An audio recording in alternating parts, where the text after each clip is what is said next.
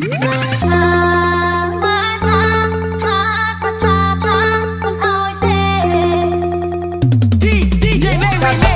្យល់ខ្មៅខ្វល់ក្នុងចិត្តម៉ែចាប់ចូលមកលំអមសាច់ឲ្យជ័យ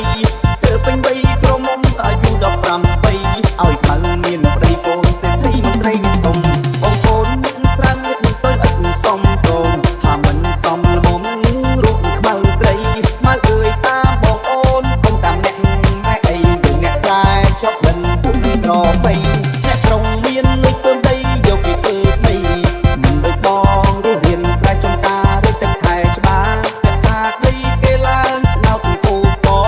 បានបងធ្វើពេញបំអីមិនស្មើ